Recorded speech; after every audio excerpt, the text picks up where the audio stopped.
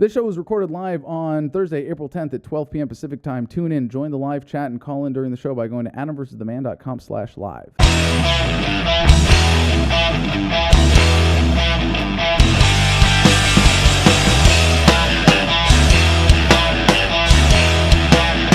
Wow, Adam versus the man! So you're gay. I'm jealous. As Seinfeld pointed out, if you start dating a guy the same size, you've just doubled your wardrobe. From what I can tell from your parades, being gay is pretty fabulous. It seems like you have so much less to worry about, except for the hatred and the bigotry and the discrimination, of course. Speaking of which, I can understand the temptation to turn to government for protection. It seems that most minority groups who experience some major social disadvantage are ripe for the government protection racket. When I was in jail in D.C., I was doing outreach, obviously. By the way, jail's not so bad. Plenty of time to read, sleep, work out, meditate, fornicate. I told everyone why I was in jail. Damn, you're in jail for protesting? I was dealing crack. You're here for protesting? It was certainly an interesting experience. At one point, I was in a holding cell with 20 other dudes, and I was the only white guy. Even the guys giving us the urinalysis tests were black. And as I was making the case that we don't need government for protection, they tried to make the case that if we got rid of the federal government, southern states would start having lynch mobs again. As if the someone who wanted to kill you for being black or gay would stop and say, gee, you know, I really wanted to lynch this guy, but you know, there's this federal government thing, and someday, maybe after the fact, they might catch me. Has the government actually prevented a single lynching? For all the horrendous attacks on gays of the last half century, the overgrown federal government did not stop any of them. If anything, the gay rights movement in America got going thanks to the police at Stonewall. Do you see the absurdity of turning to the same institution that brought you the Stonewall raids to protect you? The guy in the jail who was passing out the bottles for the urinalysis, we all had to pee in front of everyone in this little holding cell, said, are you kidding? If it wasn't for the federal government, southern states would go racist again. Really? You're so afraid of a modern-day lynch mob as a possibility that you think we need a government so badly to protect minorities that you're willing to put up with the lynch mob victims in this cell right here? You want to see discrimination in America? The lynch mob victims are right here in the cell, and the drug war, black people are the victims and the excuse for people to exercise their prejudices through the ballot box. Do you think the American people as a whole are really as racist as the drug war? Hell no. The government brings out the worst in people, and as a result, millions of black people have been incarcerated, had their lives ruined, or even died as the result of the racist drug war. So then we were able to move the conversation to more practical issues like exercising our right to refuse a piss test. Do you think that when Matthew Shepard was tied to a post in Wyoming and left to die in 1998, that government just wasn't big enough then? Wasn't doing enough to protect minorities? If you're going to be asking for government to protect your rights, you should be damn confident in your definitions of rights and government. But then if you understood that government was a violent protection racket, defined as a violent protection racket based on violating your rights, which are inherent to your humanity, you'd already be a libertarian. And I want to take a step back from my pontification for just a moment to applaud all the things that are right about the gay rights movement of the last half century or so. The paradigm has shifted. The conversation has changed. Homophobia is now widely recognized as the limp dick sexual insecurity that it is. But now, some of you want to make this about government-sanctioned marriage? What gives you the right to take my income to fund an institution of war and violence and exploitation and the police state so that you can have a piece of paper that says you're married? Are you kidding me? The government marriage racket began when it was a clever way to prevent interracial marriages. Now, the racket is being used to prevent gay marriage. And you want to strengthen the racket by demanding its protection? No one needs permission for a consensual relationship. A democracy is premised on the idea that the majority can forcefully impose their will on the minority. As cool as it may be to be gay, sorry, you'll probably never be the majority. And unless gays keep getting richer and are able to elbow out the banking, oil, and war lobbies, government will never work to serve you. You don't need permission from the government to be gay. You don't need permission for the government to get married. And you don't need permission from the government to be free. If anything, as a persecuted minority, gays have more incentive to be anti-government, anti-violence, anti-coercion, anti-mob rule. So when I hear about gays worshiping Obama or just being liberal or statist in general, I want to tear my hair out. But then I'd probably have to hire a gay stylist to keep me from looking like I'm still in the Marines. Remember, as we say in the Corps, all Marines are bottoms. Aside from everything gays have contributed to society, in my own life, they've helped me understand my own sexuality better and been generally fabulous people. Gay people are entitled to all the rights that anyone else is, but none of us are entitled to special privileges from government, and asking for them can only threaten the rights of others. The best thing for humanity in general is to establish a society based on freedom as defined by universal nonviolence. But this is especially true for persecuted minorities. And today is Thursday, April 10th, 2014. You're listening to the Adam vs. the Man podcast. Thank you so much for joining us, especially those of you who join us live at adamversustheman.com/live. Get ready to call into the show today. Find me on Skype, Adam Kokesh. Send me a chat. Not a contact request, just a chat. Let me know why you'd like to be on the show, and I will give you a call later on. And we've got some great guests today. We've got Charlotte Thompson-Isserby and one of my good friends, Kat Bleich, the Bit Mom. That's not Bit Mom, the Bitcoin Mom. She's just an amazing activist. Both of them are, and we're going to be getting to them just a little while here. We've got some great stories to cover first. But want to let everyone know, since we just moved to LA, we're still looking to build the Adam versus the Man team here. If you're interested in taking on an internship, helping out in production, or the editorial development of the show, we'd love your help, so please let us know. If you want to sponsor the show, we're still looking for sponsors. And if those of you who are already regular recurring donors to the show understand, we are accountable to our audience first and foremost, because we get the bulk of our support from the audience, not from YouTube or Disney or Maker Studios or Google Incorporated or any of these other overarching organizations of the new internet media establishment. Thank you so much for supporting us. And as always, send your love mail to adam@adamversustheman.com. Right now, the entire country is very closely following the events at the Bundy Ranch in Nevada, where Cliven Bundy and his family are in a standoff with over 200 armed BLM, Bureau of Land Management agents, allegedly out there tasing protesters in order to protect the desert tortoise, which, by the way, the BLM happens to be euthanizing by the hundreds because they can't afford to keep their shelter open. Yeah, for all of the work killing cows, which is what they're doing. The story is just insane. You have Bureau of Land Management agents saying, okay, Cliven, you're on public land and you don't have a right to graze here with your cattle, so we are going to confiscate them. We're just going to steal your cattle. We're not going to herd them onto property that we acknowledge as yours, or even sell them or do something productive with them, because we're so incompetent at rustling cattle, even though we've hired professionals, that because these cattle are so just free range cattle, we're killing them and dumping them in ditches and burying them on this land. And while we're driving all over the place with helicopters and SUVs and destroying the fragile habitat of the desert tortoise. Does something not add up here?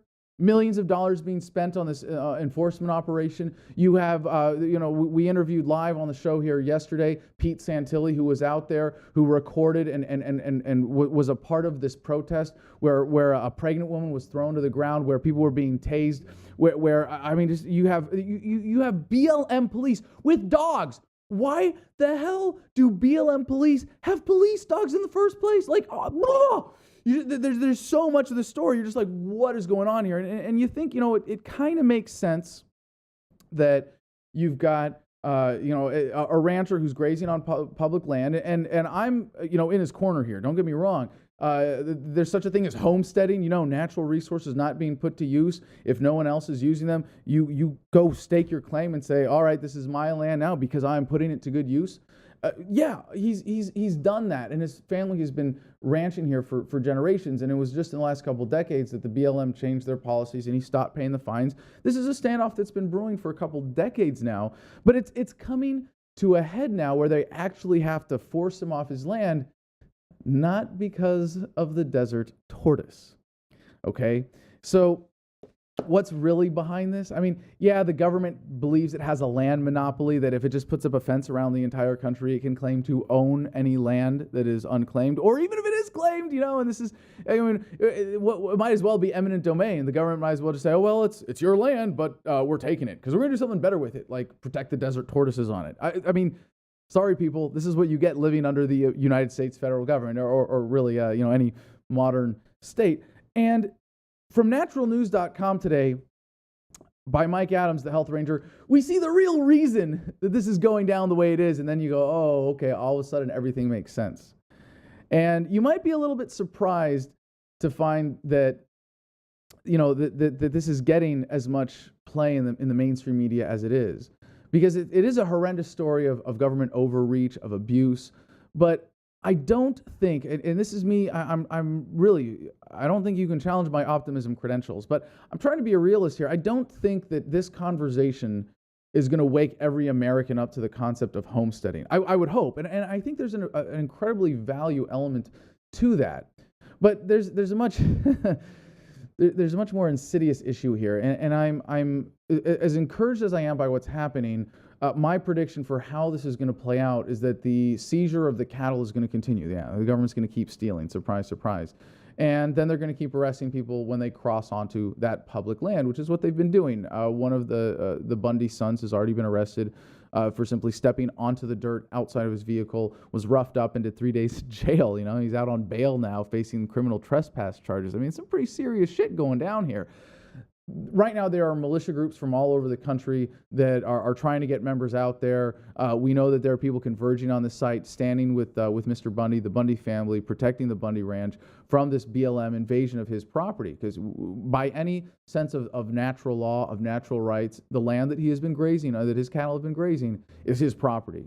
The entirety of it is his property. If he is claiming it, he is putting it to good use. It's not to say that someone can't come in and say, well, hey, dude, you've got 1,000 acres here. Well, I'm going to take 10 that in the corner, and I'm going to do something even more useful. And maybe that there's some acceptable free market way maybe. Of course, there's some way that we can peacefully resolve how we're going to use this land and most productively to serve humanity, to serve the demands of the economy. And yet, there's something that really does explain all of this. The headline from naturalnews.com is, BLM fracking racket exposed. Armed siege and cattle theft from Bundy Ranch really about fracking leases. Does everything make sense now? Yeah, really. And okay, so we got to substantiate this a little bit, but yeah, it's obviously not about the tortoise. And so just for my prediction, they're going to keep stealing the cattle, and there are going to be a bunch of militia guys standing around defending Mr. Bundy at his home and whatever is left at the end of this massive theft. And that's going to be it. Because right now, the American paradigm says, well, it's public land, it's government controlled, too bad, so sad it went down that way, but we the people own this land. This is how we settle land disputes. We're going to send BLM to do all these horrendous things. Wish we had something better, but that's how the cookie crumbles. And this issue is then going to be swept under the rug to avoid getting people to acknowledge that you, as a free, beautiful, independent human being, have inherent natural rights that include access to natural resources. And it is morally wrong to use force and violence to ever impede someone's fair access to natural resources. So, this document from the Nevada Bureau of Mines and Geology shows significant exploratory drilling being conducted in precisely the same area where the Bundy family has been running cattle since the 1970s. The Gold Butte area is indicated on the lower right corner of the document, and it clearly shows numerous exploratory drilling operations that have been conducted there. What's also clear is that oil has been found in nearby areas and possibly even within the Gold Butte area itself. It is, of course, customary for the U.S. government to bring armed soldiers to an oil dispute. Operation Iraqi Freedom, for starters, heavily armed snipers. Yeah, and this is like the iconic image of this event. I mean, maybe it's protesters being tasered. Maybe it's dogs on protesters. I think it's snipers and helicopters. Like, really, you got a guy illegally grazing his cattle on some ranch land. Oh, I know what we need. We need some snipers and helicopters. What? Really? Well, hey, welcome to the American police state. So, helicopters and militarized soldiers have never been invoked over tortoises. Anyone who thinks this siege is about reptiles is killing themselves. The Bureau of Land Management has just cashed in with $1.27 million in oil and gas leases in Nevada. This was just reported 2 weeks ago in shalereporter.com, which states U.S. Bureau of Land Management geologist Lorenzo Trimble tells the Las Vegas Review-Journal the Elko County oil and gas leases sold Tuesday for $1.27 million to 6 different companies. The auction took place in Reno. The leases are near where Houston-based Noble Energy Incorporated wants to drill for oil and natural gas on 40,000 acres of public and private land near the town of Wells. Now, a lot of people who consider, a libertarian worldview go, well, hey, you can't have money determining who gets security if you have nothing but private security. Well, private security is by definition, limited by the demands of the market and the constrictions of consumer demand. When you have government manage these things, it's like, a lot of liberals who object to that will say, but it's like prostituting out, armed mercenaries. They're just going to follow the highest bidder and they're going to go point their guns at whoever the money tells them to. Well, you want to know who the real dirty, sleazy prostitute is here? The freaking BLM, being hired by the oil and gas industry to kick a rancher off his land so that they can drill for oil. Do you really think that this is the way to manage property disputes? And you know what? What's so sad about this is just how cheap and nasty and disgusting the BLM has been in this whole episode. $1.27 million. That's it. I mean, there's nothing wrong with prostitution, but when you're giving it away for that cheap, that something's wrong. And this story is a lot more than it would appear to be as the mainstream media presents it. From ABC, a fed-up Eric Holder goes after Congress. Unprecedented, unwarranted, ugly, and divisive. Now, this is being blown up in the mainstream media as Holder snapping, but this is like really, this doesn't surprise me at all. This is, if anything, Holder revealing kind of how he really feels. But even more importantly than that, it's just more shameless pandering and emotional manipulation. Let me explain. A fed-up Attorney General Eric Holder is accusing congressional critics of launching unprecedented, unwarranted, ugly, and divisive attacks on him in the Obama administration. And this plays into the Obama narrative of, oh, well, if it wasn't for the Republicans in Congress, we could get stuff done. Yeah, right. So during a speech to the National Action Network in New York on Wednesday, lauding the organization's effort to advance racial equality, a heated Holder went a little off script. By the way, Obama, you've gotten plenty done. Quote, forget about me specifically. Look at the way the Attorney General of the United States was treated yesterday by a House committee. What Attorney General has ever had to deal with that kind of treatment? What president has ever had to deal with that kind of treatment? and given that this was for, Reverend Al Sharpton's National Action Network, the remarks drew loud applause from the crowd. Now you would think that, oh, wow, the Attorney General of the United States, America's top lawyer, he's getting abused. He's suffering from this horrific treatment. we should feel sorry for him. It's like, are members of Congress, are they shooting at him in Congress? Are they trying? Are they dumping hot tar over him and coating him with feathers? Are they throwing spitballs or vegetables at him? What exactly is this abuse, this treatment that Mr. Attorney General Holder, America's top lawyers, is so upset by? On Tuesday, while testifying before a House panel, Holder engaged in a testy back and forth with two of his most outspoken Republican antagonists. Okay, so then they then they threw tomatoes at him? Like, okay. One accused Holder of violating federal law and questioned whether he should even be allowed to testify before lawmakers, while Representative Louis Gohmert of Texas seemed to threaten Holder with another contempt citation and angrily told Holder he didn't need to be lectured by the nation's top law enforcement official. Wait a second. There's the part about the members of Congress then like jumping on him in a dog pile and beating the crap out of him, right? Did I miss that in the news yesterday? Did the Attorney General get beaten up while testifying before Congress? No. No. Oh no, but Holder fought back. He said, "You don't want to go there, buddy. You don't want to go there, okay?" Now, what are they talking about here? What are these questions about? Documents at issue were mostly from the months after the public first learned that the BATF called Fast and Furious, or their investigation or operation called Fast and Furious, put guns into the hands of criminals in Mexico that led to the deaths or were used to shoot United States Border Patrol agents. How dare you ask questions about that? What brutal treatment. Now, did you see what he's doing with this? His own self-pity and crocodile tears? Oh, really? I'm a criminal. I'm horribly destroying this country. I'm helping Obama get away with horrendous crimes. I'm covering up and shielding from prosecution government officials from the IRS to the BATF, to the DOJ, to probably every alphabet soup agency you can name. I'm putting thousands of black men behind bars for victimless crimes in the war on drugs. I'm destroying thousands of lives. I'm hurting millions of people. I'm radically reducing quality of life for hundreds of millions of Americans, but how dare you ask me such questions? How dare you subject me to such treatment? Oh, please. Really, Mr. Attorney General Holder. And what shocks me about this is that no one covering this story has pointed this out. It's like, oh yeah, they got a little testy in Congress. They were asking some tough questions. Oh yeah. You think if Congress is really the representation of the American people, that Congress is doing even half of its damn job in terms of trying to hold the administration accountable?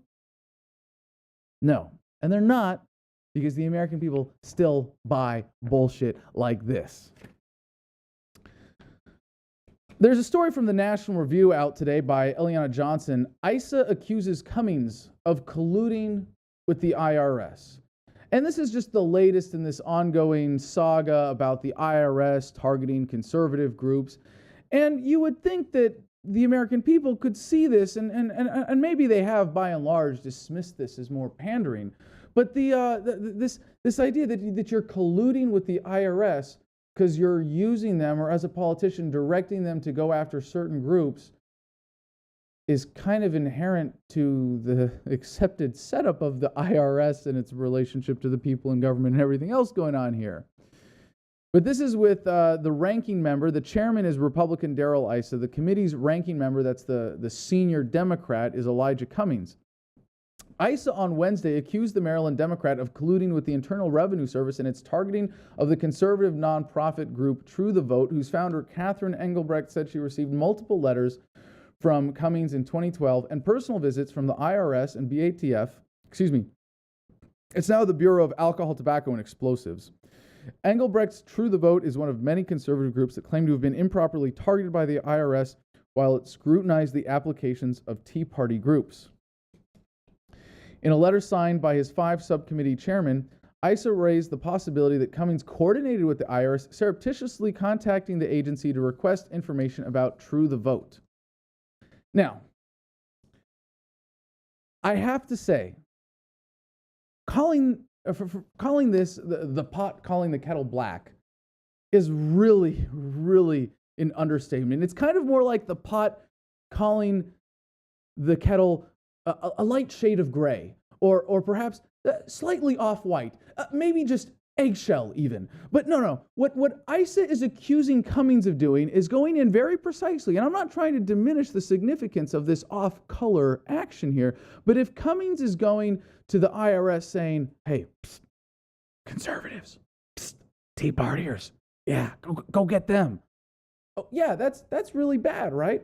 But what is Congressman Issa doing as chairman of the Oversight Committee, as a member of Congress who supports the existence of the IRS going after, oh, I don't know, people who have income?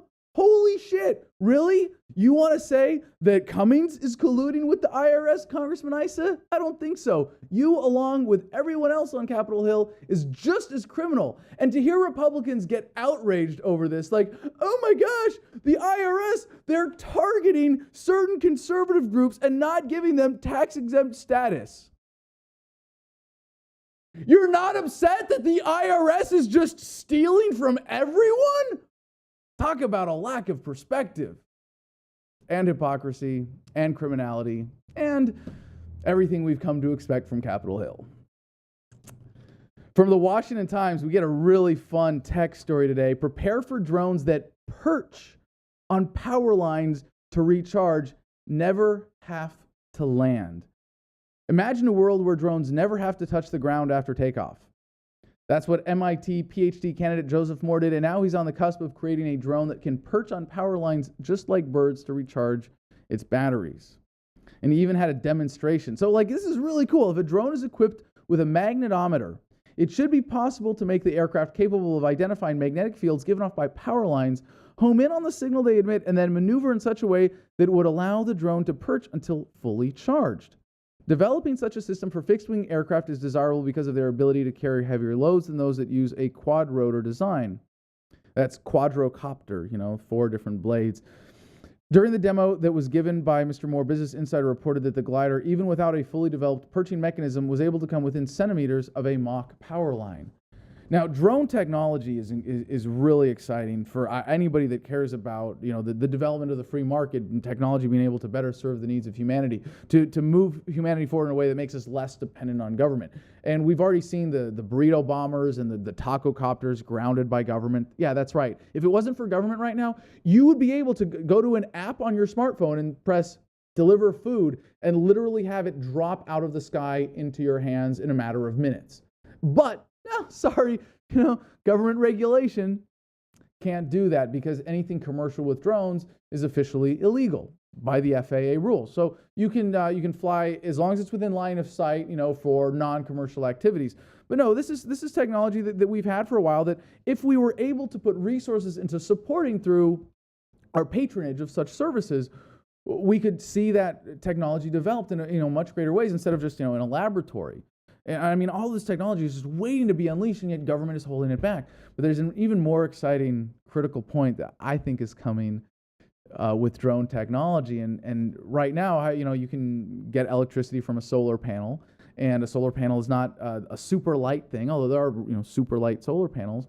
But what happens when you get a solar panel that's able to collect enough electricity to power a rotor that's able to suspend it in the air, plus the rotor and all of that? I mean, you can have drones that are basically hovering in the sky just off of the energy in the air, right around the corner, people. If we just get government out of the way, we can actually enjoy all of the fruits of our labor that have gone into getting us this far in technology. But right now, especially when it comes to drones and this kind of high-tech stuff, we see very, very clearly just how badly government is holding us back. All right, let's go now to Skype, and we're going to get our first guest on the line here, Catherine Bleich. Now, Catherine Bleich is someone I've known for a long time. She is married to none other than John Bush, also of Austin, Texas, who's really one of my favorite activists. And John Bush gave an incredible speech that he started with, we're going to tip some sacred cows, and he was talking about the Constitution being an anti-freedom document. And it was, you hear me talking about it now, I'm pretty much ripping off John Bush on all of that stuff. Yeah, he's that good. That video, actually, the video of that speech is on our YouTube channel. I encourage you to check it out. If you just search for John Bush, you can find it. But Catherine Bleich, in a whole host of other ways, has been just as much an incredible influence. Ladies and gentlemen, Catherine Bleich of the bitmom.com is a stay-at-farm mother of 2 young children and over 100 chickens in Southeast Austin, a vocal advocate for agorism, raising sovereign children, and sustainable living. But I mean, more importantly, she has been just a powerful voice in the freedom movement. As I hope it's not too much to call her an activist's activist, but she's really been someone who has always been there for other people, to help other activists, to share her knowledge. And I think that's really core to what she's doing right now. She was, one of the things she really got started on was being an expert on Department of Homeland Security fusion centers in the growing police state, and did a lot of work on that, raising awareness. But now she, with her husband, John, is doing Sovereign Living TV, sovereignliving.com or sovereignliving.tv. Really exciting project. It's almost like what I wish I was doing. But more importantly, she has really come a long way from being the, Catherine, if I may say so, the angry activist to the peaceful walk-away resistor agorist. Catherine, welcome to the show. Thanks for having me on, Adam. I'm trying to figure out how to turn these miners off in the background. Are they too noisy? No, you're coming in great, loud and clear, and okay. You're giving us an interesting walking tour of whatever room you're in. But if you're surrounded by Bitcoin we're in our office. That's certainly appropriate. So, welcome. Welcome. Thank you.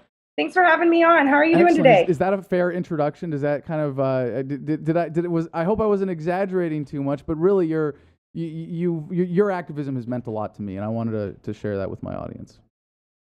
Well, I really appreciate that. The feeling is definitely mutual. I've always looked up to you. I feel like you've helped me to evolve along my philosophical journey, and I really appreciate all the contributions that you make, Adam. You're amazing. Well, why don't you start by telling us about your original attitude mindset when you were doing DHS Fusion Center work, and you were bullhorning, you were organizing protests, and just without getting past that, just with your current perspective, how would you describe that phase of your activism? I think angry was probably the best word that could be used right there. I was really upset. I started out as an environmental anti-war activist, moved on to Ron Paul, then became a, sort of a police state fusion center whistleblower activist, visiting fusion centers all across the country. And I was really angry and I was really upset about everything that was happening. And I was loud about it. And I think in many ways that was good. It helped me to learn, to evolve, to grow, to experience some really phenomenal things. But it did result in me being arrested twice, which was really traumatic for me. Neither of the times I was anticipating the arrest or planning for the arrest, and it just sort of happened. And it was traumatizing for me. I guess there's no other way to put it. And so that began an evolution for me where I decided, instead of trying to fight so hard, that I would focus on myself and I would try and grow as a human being so that I could prepare to be a mother and to raise the next generation, because I believe we are all so conditioned and so brainwashed at such a deep level that those of us who, right now are at the point where we are, where we're evolving and we're growing as activists and our understanding of the world and of our philosophy, but we're still having to deprogram every single day. I'm finding new ways that I am programmed and that I have to, stop, Kat. Like, you're doing this because, and I can find the root in my childhood. So now I want to focus on raising sovereign children. I want to go back to this because I think there are a lot of people in the Adam versus the Man audience and in the movement still who are still in that angry phase. Why was that suboptimal? Why was that not as satisfying for you? Why was that not as effective or as you could have been?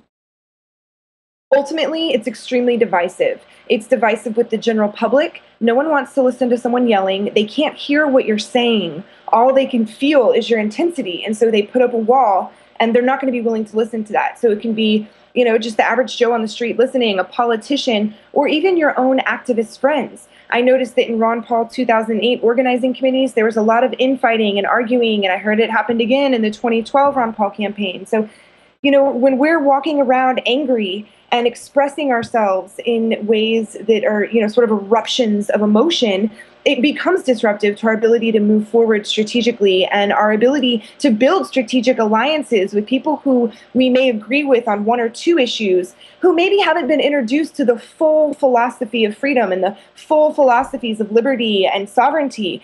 And maybe they agree with you on one or two things. So instead of yelling at them about the areas of disagreement, when you start working together with peace and love in your heart in the areas you do agree, you're able to teach more people, and they're able to walk the walk with you and go out, and in the end you spread more of that which you intend to spread. Well, tell us a little bit about your transformation. Was there a moment when you were like, wait a second, I'm doing this wrong? Yes, I remember it exactly. I was in Kansas City. John had just broke up with me on the way home from PorkFest because I was such a train wreck over my arrest at the Nashua 420 thing that went down. It was a little smoke out. They arrested a young black boy, and I was very upset about it. And I was in the officer's face with the camera. I got arrested, and I spent 6 months drinking a lot of wine, obsessing over police brutality videos, and I was absolutely miserable. And John couldn't stand to be around me, quite frankly. Like, I wasn't a happy person. So he left me at Tracy Ward's house in Kansas City, and I had 5 weeks to sit there and figure out what it was that I was letting own me, because I wasn't owning myself. I had allowed all of this negativity and violence in the world to sort of captivate my heart and my mind and my attention. And it made me a very unhappy, miserable person that even the closest person to me couldn't stand to be around. And it was there at Tracy's house. I remember I did a lot of journaling, I did a lot of art, and I really realized that I had lost touch with myself, and I had no idea who I was or what I was doing or why I was doing it. And I decided I was going to go live on a farm.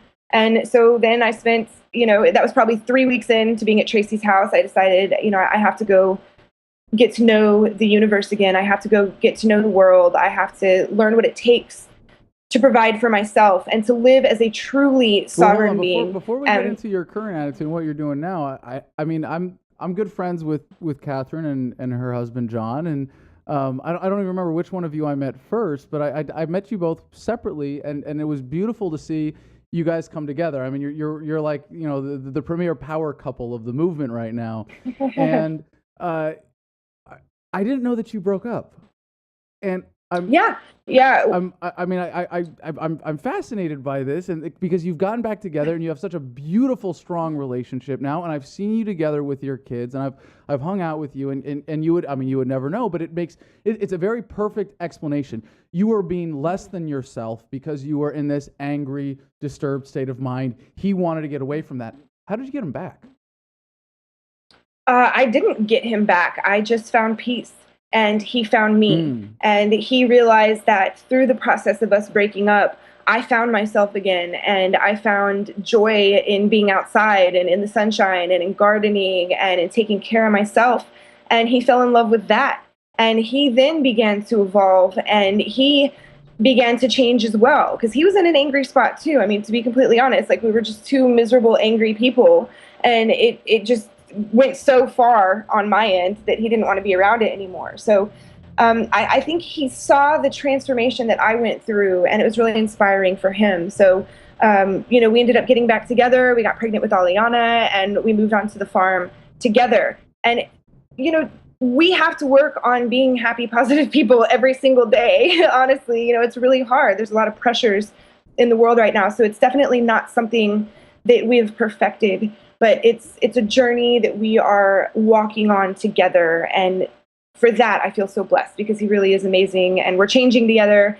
And I'm not always ahead of the curve on the ways we change. He really got into Buddhism recently, and that helped me a lot as well to sort of work on my outward expressions of some inner turmoil I've been experiencing my whole life since childhood, and to deal with some things that have always affected me, and I feel much more at peace through that process as well. Okay, now before we get into what you're doing now, I want to ask you a sort of long-term movement trajectory question, because I know you, like me, being really steeped in the movement, being an activist, being an involved and engaged libertarian for as long as you have been.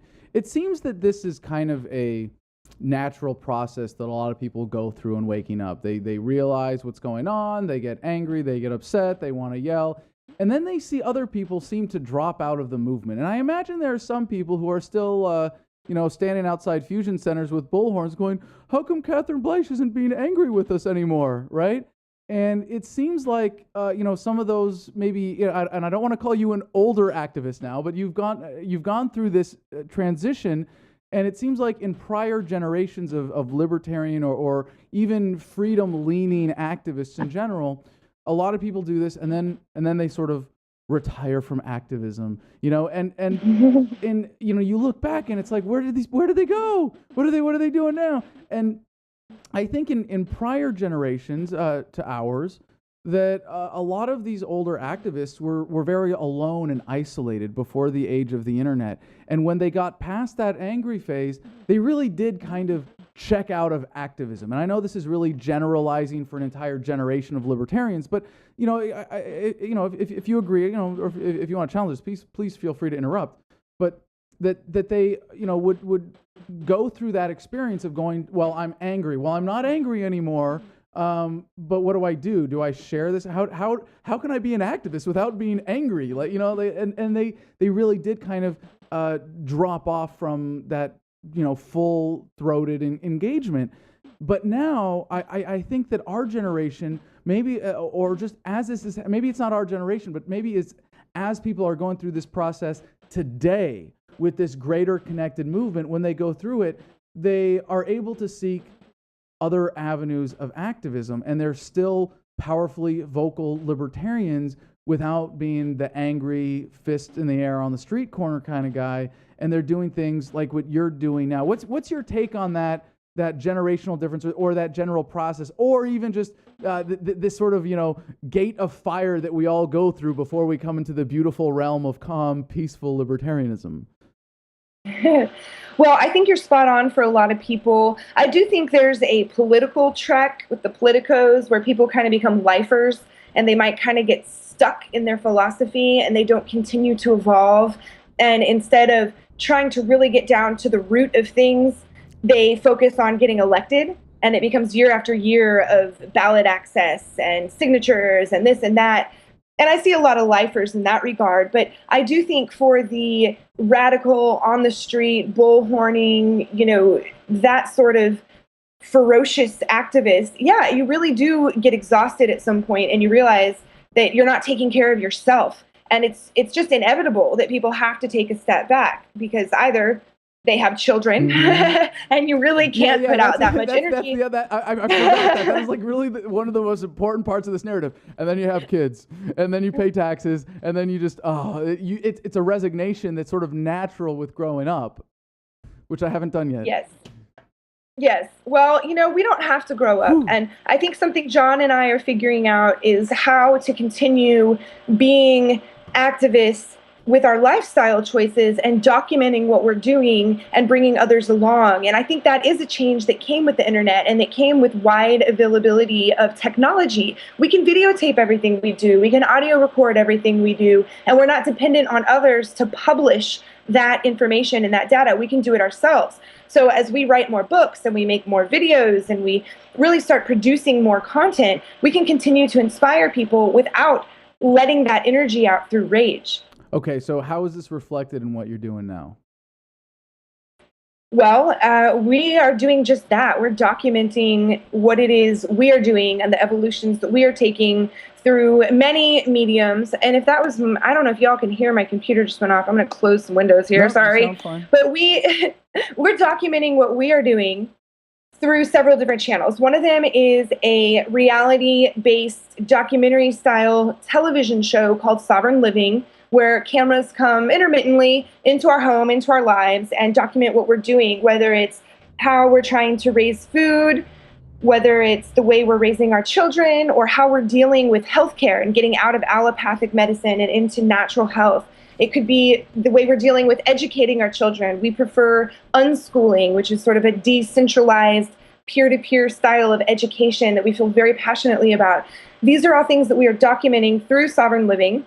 We are also doing blog posts on Sovereign Living to help educate people on similar themed projects that we're doing, whether I make some jerky out of a chicken I slaughter. I will post pictures of that on sovereignliving.com on the blog so that people can learn and grow with us.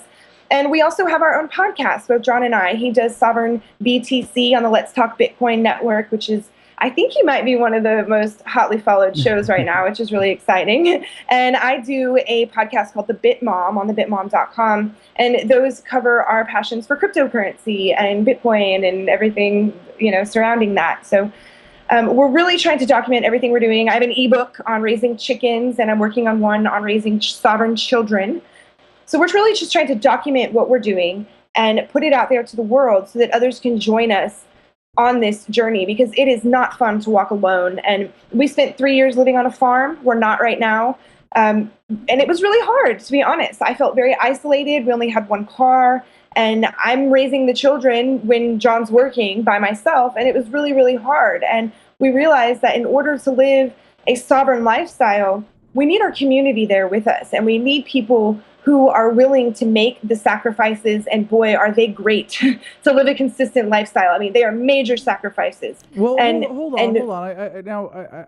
If you'll allow me to try to share something with you on that, when you call it a sacrifice instead of a choice, it's really using a negative judgmental language when you can instead say, I have chosen something better. I have given something up that I like, but I have found something so much better. That's not a sacrifice. No, there's no such thing, like in the sense that, like, there's no such thing as altruism. And I don't mean to belittle people who get joy from helping others, but it's not altruism. You're doing it for yourself because you see joy in that. Every rational choice that you make is never a sacrifice.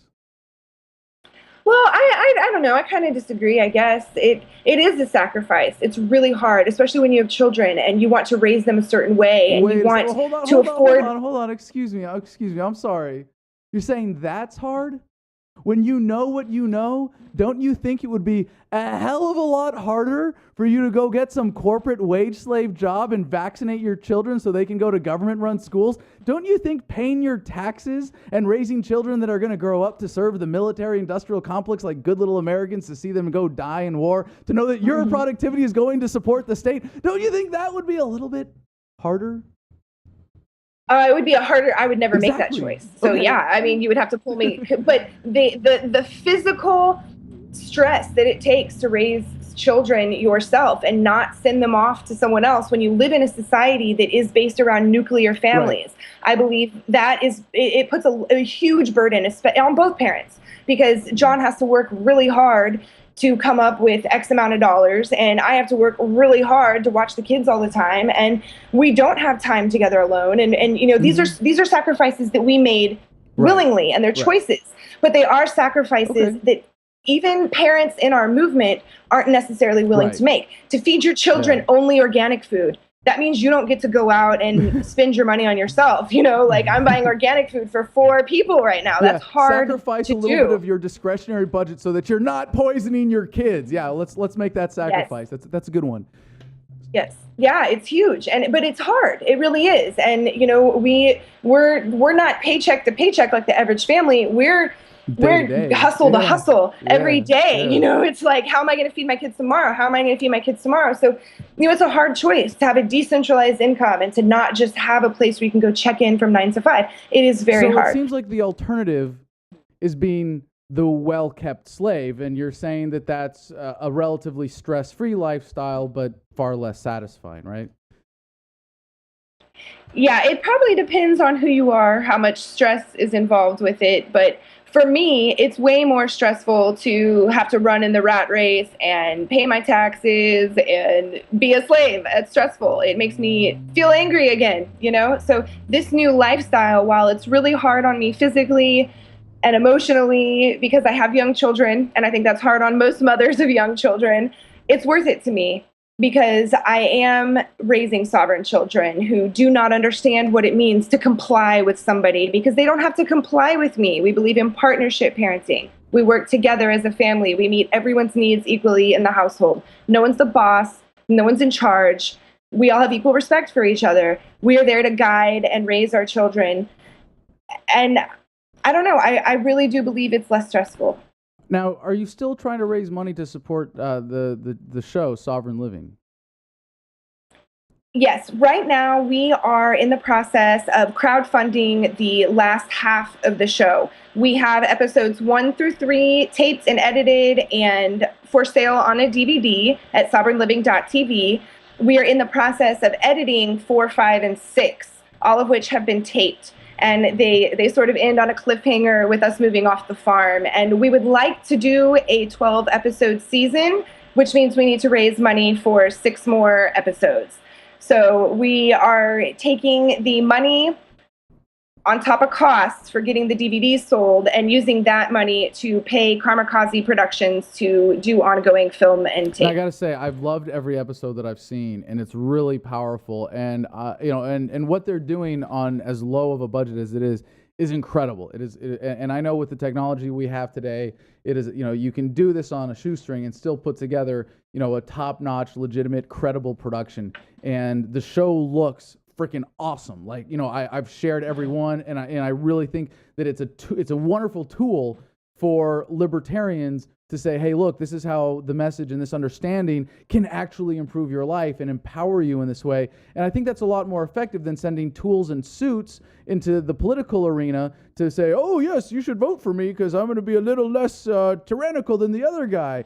And I'm really dismayed to see that there is still so much money from the libertarian movement going into candidates when projects like this are going unfunded, because you are having a far greater impact than 99% of the people running for office, and I commend you for that. So, Catherine, are there any other thoughts on anything you discussed that we didn't cover that you'd like to share, or about why people should support Sovereign Living? No, I just think it's a really great tool to teach people. We use it as a learning tool as well. And yes, it is on a shoestring budget, and it is TV ready. We've been approached by almost 5 or 6 production companies trying to get it on TV right now. And we are refusing to sell out our message. We do things in episode 5 that are against the corporate medical industrial complex, and that's not going to fly on mainstream TV. So we're going to shoot for Netflix and Hulu and independent distribution. So we really do appreciate any support that people can throw our way, because it's TV ready. It's amazing, and I think it really sets the bar for Liberty Media moving forward. Thanks so much, ladies and gentlemen. Catherine Bleich, the Bit Mom, thebitmom.com. All right, before we get to our next guest, I just want to cover one more story because this is really fun. Well, it's 1 o'clock. She's waiting for us. Let's get Charlotte Isserby on, and then we'll come back to this restaurant in New York that is that is Googling its patrons who have reservations in order to be ready for them. Yes, the private surveillance state is here. Ladies and gentlemen, Charlotte Thompson Isserby is a freelance writer who served as the senior policy advisor in the Office of Educational Research and Improvement for the U.S. Department of Education during the first term of Ronald Reagan, and blew the whistle after coming across information that outlined the plan to show a deliberate attempt to dumb down American children via the Department of Education. Yeah, you mean it wasn't an accident that over the last several decades, the American children in international rankings have gone from near the top in every category to, I don't know, pretty pathetic standing now. And she's done an incredible job. Although she ended up losing her job over this, she is the author of The Deliberate Dumbing Down of America. Charlotte, thank you so much for joining us. I'm sorry, we don't have any sound for you. Can you hear us okay? Oh, looks like we lost Charlotte. Are you there? Charlotte, if you can hear me, there's at the bottom of your screen, there's a microphone button. You might have your microphone, or at the bottom of your Skype window where you see the information about the call, there's a blue button with a microphone. Do you have that clicked and muted?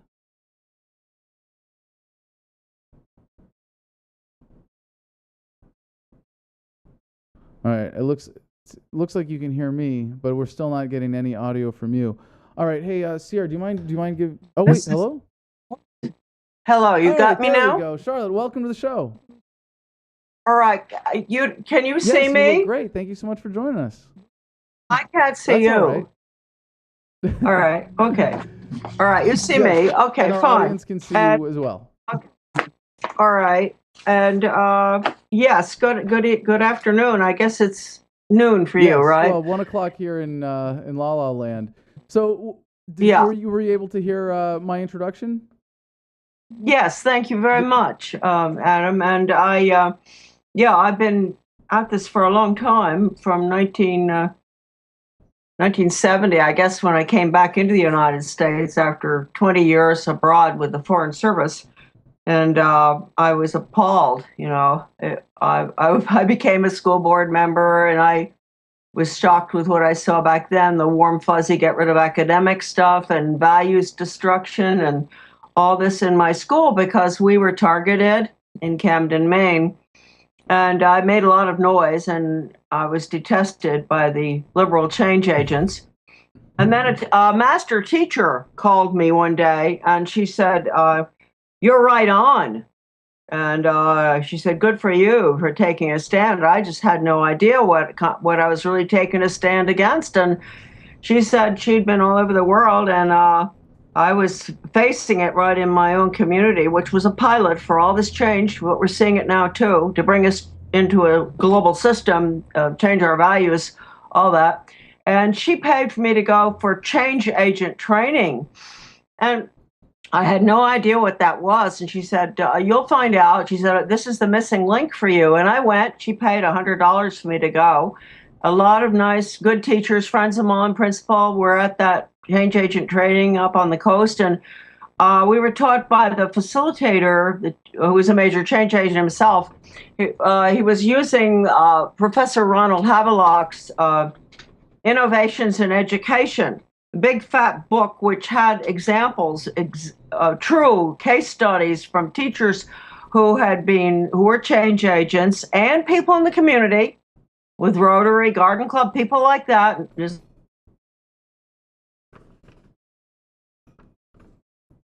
Uh-oh, we got another internet connection problem here. I wonder if this is on her end now. Oh. Community, and convince them they were necessary.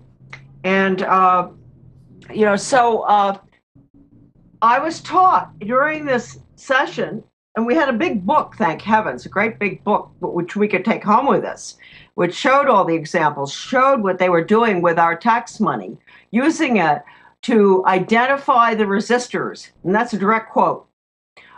We were taught how to identify the resistors in our community, the resistors to all the programs, drug ed, sex ed, bullying ed, critical thinking. Charlotte, excuse me, I got to take you back for a second. If you could give us, if you could start with a little background on what was your role first as a teacher, and then how you got involved at the Department of Education level. Well, I wasn't a teacher. I came back from Foreign Service, and I ran for school board in the town that we moved to. And that's what I'm talking about. That was my background.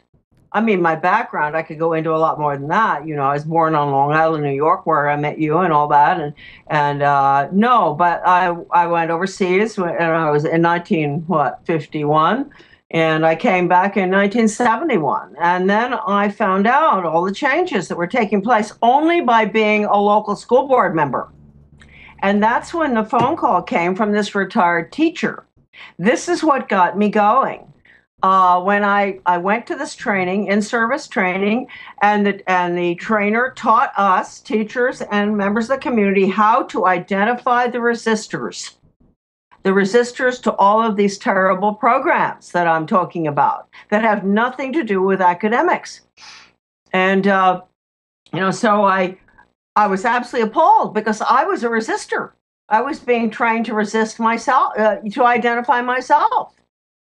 And the programs, the most important part of this is that the programs that were being used came out of the U.S. Department of Ed, and the very office that I subsequently would go into under President Reagan, under his administration, because of all the activism on my part in the 70s in Maine. The White House personnel pulled me in to the Department of Education, which Reagan said he was going to abolish. Well, we thought he was going to abolish it, and so you could fall into any slot because it didn't make any difference, because it was going to come down anyway, that horrible unconstitutional entity. And so I happened, by the grace of God, to end up in the most important office in the world, the Office of Educational Research and Improvement. And that's where all the grants and contracts go out, not just to create the destructive programs that a lot of your listeners, children, and have been exposed to, but also going out all over the world to destroy classical education internationally. That's Any government agency with any kind of name, you have to analyze it from, well, what is the real meaning of this? What is behind it? And it usually ends up being the exact opposite of the words being used to describe the agency. So the fact that there's an Office of Educational Research and Improvement sounds kind of scary. What was the actual intent of this office? Well, that's a very important office that develops all of the curriculum and teacher training, and is connected with all the laboratories and centers all over the country that create your local education agencies' activities. Everything came out of my office. That's what I'm trying to say. But the reason I found it so fascinating is what I had lived through it as a local school board member before I went in. And I knew that any federal money, I always knew that because I could see at the local level, all the federal money came in, had nothing to do with academics.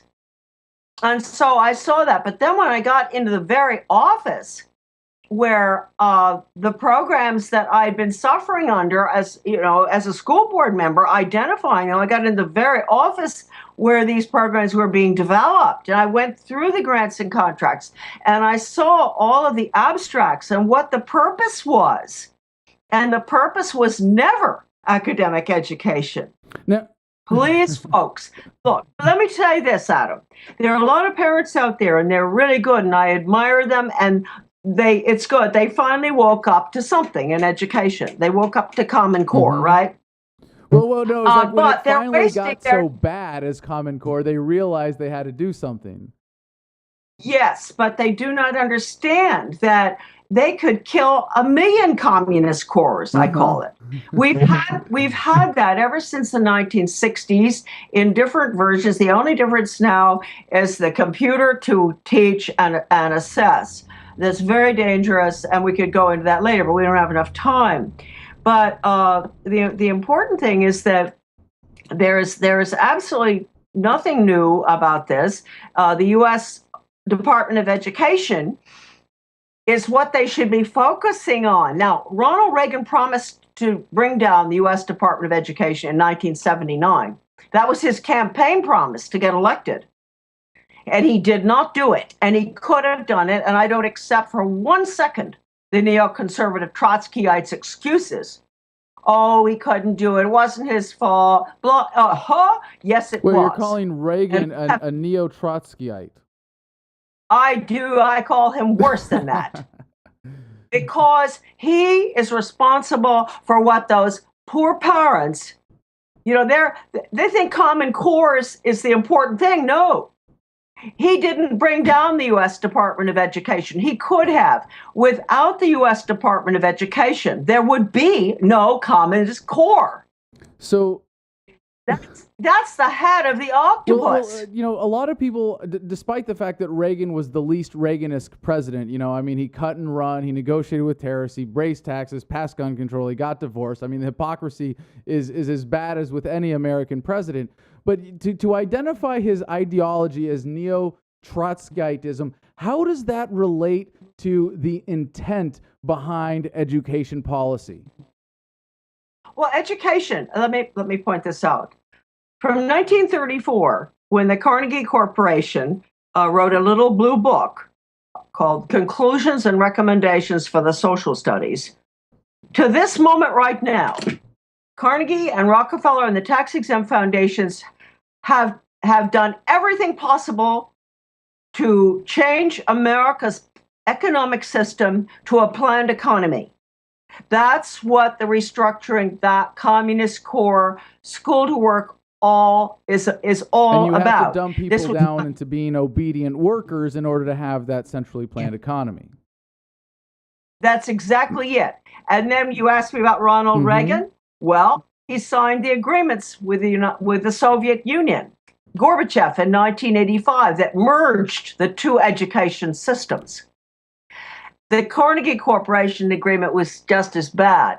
They signed an agreement with the Soviet Academy of Science that called for joint development of critical thinking. That's Marxist thinking for early elementary school children. Now, the parents fighting Common Core, they don't know any of this history. If they knew this history, they wouldn't be fighting Communist Core.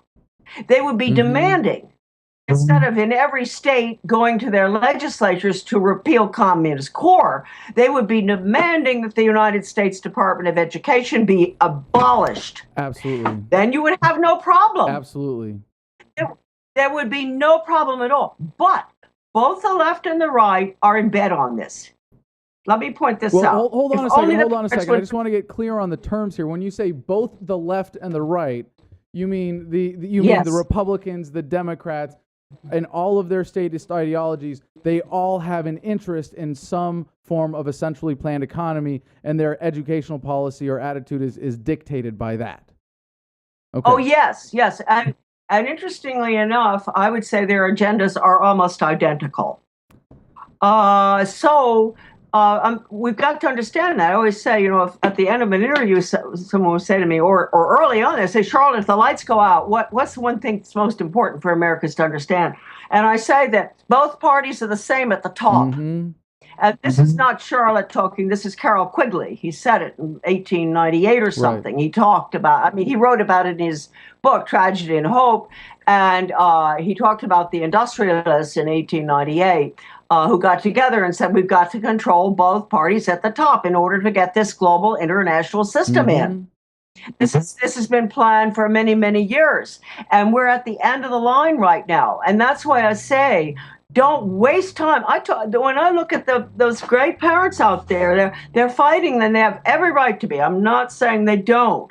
They found out something was very rotten in Denmark, but they act like dental technicians. They got their little, steel thing working in the teeth, like the dentist does when you go to have your teeth cleaned. Every standard they're checking on. I said, look, stop it. These standards were developed in 1970 out of my office.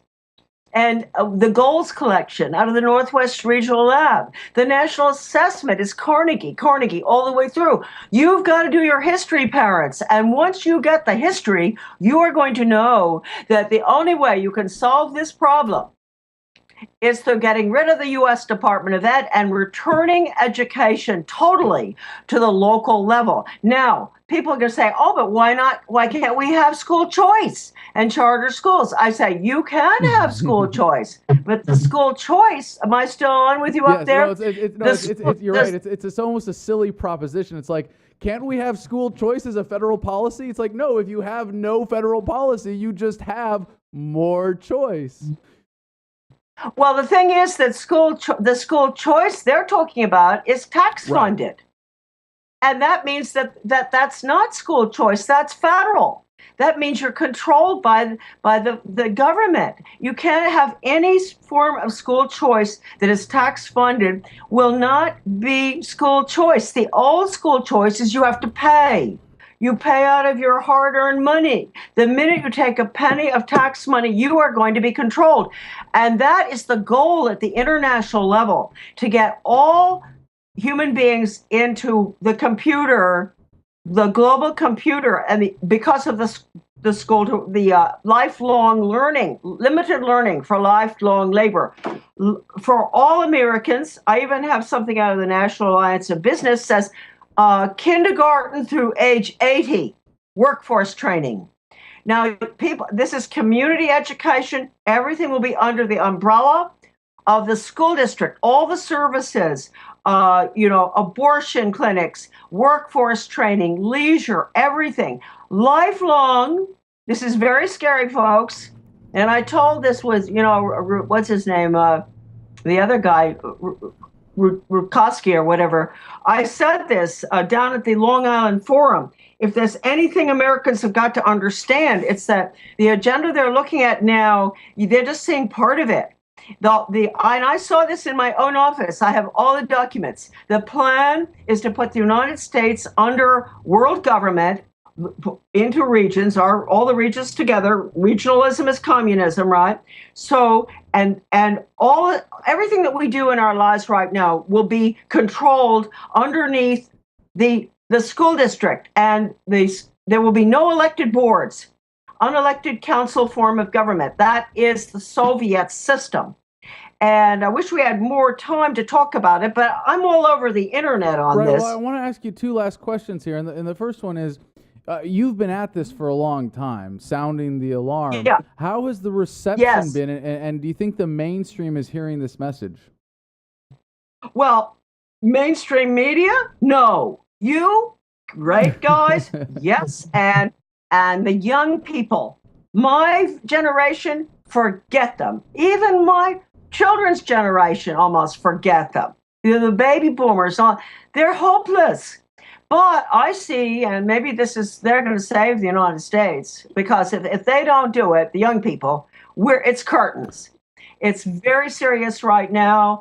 I think they, in quotes, who've been trying to get this in for 100 years now, they planned to take us down in 1976. That was the Declaration of Interdependence, right? And that was in 1976, and 125 members of Congress voted for that. So that shows how rotten they are in Congress. Right, hold on. You mentioned young people, and it's really exciting to see now how in the age of the internet, a lot of young high school students, middle school students are recording their teachers, are actively protesting, are doing this research, and they're starting to understand the system that they're in. From all of your research, is there anything that you have learned in particular that you want to share, or any message that you have to kids that are in this system right now, or to the parents that are going, well, I can't afford to, or I don't have the time to homeschool or unschool? What's your practical message to those individuals in those situations? Those of us who developed the 8-disc set, Exposing the Global Road to Ruin Through Education, people can get that at Charlotte Iserby YouTube channel, okay? We put all the discs up free because it's very late, and we sell it at Amazon too, but all the discs are up there free. So they should watch 18 hours of videotaped presentations by leading American researchers and public school teachers in the trenches for the past 50 years. Go there, Charlotte Iserby YouTube channel. Now, what I wanted to say to these young people and parents, you cannot accept the school choice agenda. It's lethal. The tax-funded school choice agenda is lethal because that's the international system. Once you take the money, if homeschoolers take it, private school, charter schools are lethal anyway. They're tax-funded without an elected school board. Now, all these entities will be without elected school boards. They're all going to be taking tax money. If you don't have an elected school board, you can't go and complain. So that's the beginning of the devolution of our elective form of government, which is very, very serious because, as I said, the goal, and I've got the papers, the goal is to put us under unelected councils lifelong. It's the Chinese communist system, and it was admitted to be such by a community educator in 1976 at a conference in Washington, D.C., when a community educator asked, "What is this you're talking about?" And he said, "It's the Chinese communist system modeled on the Soviet system." That is what we're putting in. We have all the documents, and it's a scary picture that I'm painting for everybody today, but they better believe me, because why would I make this up? Why would I make this up to tell the American people such a thing? But now, the good part of this is that they wanted to get us down in 1976, when I said 125 members of Congress voted for the Declaration of Interdependence. Watch out for any constitutional convention, right? They voted for that. Now, since then, they thought they want to take us down in 76. Well, we fought and fought. A lot of people have been fighting ever since the early 1900s. Good Americans, patriots, spending all their time and money to fight this. They knew what was happening. They didn't want to go into the UN. They've been fighting, and they have been successful. Look, if it hadn't been for them, I wouldn't be talking to you today. They gave my sons 35 years of freedom because of the work that they did. Now, we're getting close. They thought we were going to go down, okay, not 1976. We'll do it in 1990 when George Bush went into Kuwait. the Iraqi war, the first war, right?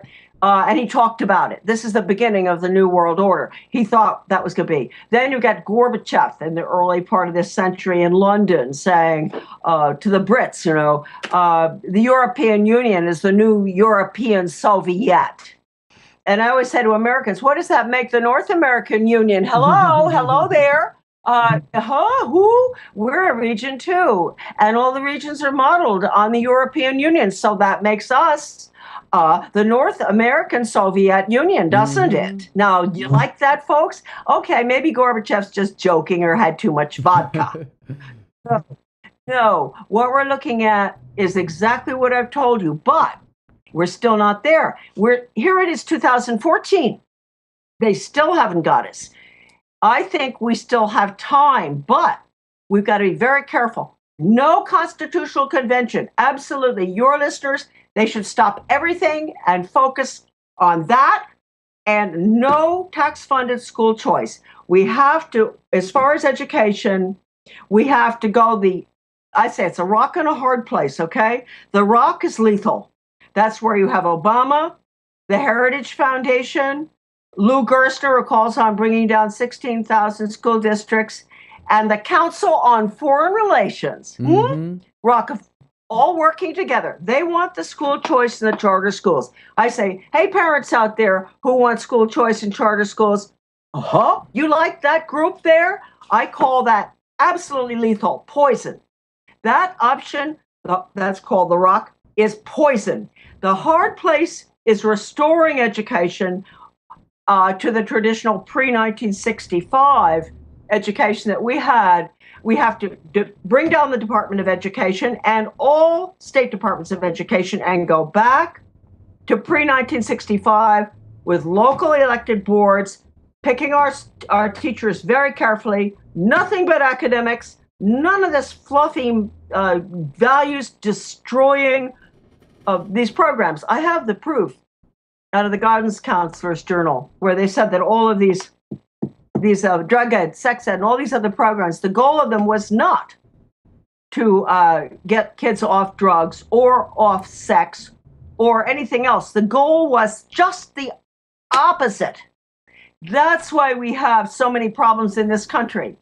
They use those programs to get our children in trouble, to bring down the moral fabric of our country. Hold on. But what I'm saying is, we got to go back. I've never heard it put that simply, but nothing explains it like that. Because you've heard this described, that the mentality of a teenager is you tell them not to do something, they have to go out and try it. So why is the government teaching kids about drugs and sex? Well, duh. It's sort of like, and I do believe that there is an important role for drug and sex ed, but I certainly don't trust the government to have anything to do with it. Charlotte, thank you so much for joining us and for that perspective. Where can people find out more about your work, other than your YouTube channel, which you mentioned, and your website is, we will include in the links here. Yes, deliberatedumbingdown.com. And that quote is in there from the guidance counselors. If you want to look it up, the quote where they said, we will use death education to change the children's values towards death and dying, the same way we use sex education to change their values towards sex and various sexual practices. That is a direct quote. Awesome. Thank you so much, Charlotte. Really appreciate it. And thank you so much for joining us today. All right, we're going to go to Skype now. Forget it. We're not going to do any more stories. We got to get some callers, and I know we got a lot of people stacked up here. And I wrote some notes on this. There was people actually chatting me before the show. Sometimes I go in and check the chats as they're piling up. What do we want to get? Nick Runlet on here. Let's see if he's still with us. He has some questions about self-knowledge and its relevance to activism. So we'll see if we can get him on today. The story that the other story that I wanted to talk about is kind of a throwaway, but it is a fun one. That there's a restaurant in New York where anytime someone makes a reservation, the manager actually goes and Googles them to find out, everything they can, look at their Facebook page, and then create like a customized restaurant experience. Now, I'm not, looks like Nick is no longer with us. All right, if you want to join me on Skype, send me a chat. We've got a few people lined up here, but let's see. CJ Pulaski. I live in the city of Wyoming, Michigan. I live right next to Grand Rapids, Michigan, looking to ban fluoridated water. And after that, going to try for Grand Rapids. All right, well, let's see if we can get CJ on the line here. I would like to possibly discuss this with you and take your suggestions. How are you doing, Adam? I with you. CJ, welcome to the show. How you doing? Let me, is my video showing up? All right, well, I won't really need it. I mean, if you want me to have it, I don't really care. Absolutely. I want to see who I'm talking to. Okay. Come on, man. All right, let me set it up. 21st century independent media operation. Video calls. For sure, man. Video calls. Yeah, but so what is your stance on fluoridated water while I set this up? What is my stance on fluoridated water? It's delicious. Yeah, that's about it. Actually, if you know our booker, one of our assistant producers, Anthony Antonello, he did a video that I highly recommend checking out from a friend of mine, Brett Canfield in Maryland, who actually works at a water processing plant, and showed how he puts the like this giant bag that's marked poison all over it into the water, and it's such the fluoride racket is so obscene when you understand the motivation behind it, because the people in charge aren't going, we're going to poison people with fluoride and that's what's going to dumb them down. No, that's what education, government education is for. The fluoride is really a byproduct of the chemical industry, and it literally a byproduct that they have to get rid of, and it's really expensive to release and dump into like somewhere where you can contain it because it's so toxic and poisonous. So they came up with this idea, well, it has some hypothetical, maybe possible legitimate use to protect teeth. So, and we get it right from China, right, and its use in toothpaste, might have had some legitimacy at some point before the science was really fully understood. But the stuff's poison, and as a result, there's much better alternatives for it as well. Like, we would be much safer if they just took all the fluoride byproducts from the chemical industry and dumped them into the ocean. And instead, you might as well. I mean, same thing. Let's disperse it as much as possible, right? Like let's get it as distributed as fine, so it's as a minimal effect. Well, they don't want it in their water supply. They want it in our water supply. They go, well, let's see. If we dump it in the ocean, the environmentalists are going to be really upset with us. I know, we'll convince them that it's good for them, and we'll dump it in their water supply instead. And you're just like, whoa. Yep. It's maddening. Exactly. All right, so CJ, tell us about what you're working on in Michigan on the fluoride issue. Well, right now I'm just trying to get people together, as many people as I can, to show up at the city council meeting. I haven't really been to one yet, so I'm going to go to one on the beginning of June or May, and I'm going to see like what it's like and observe.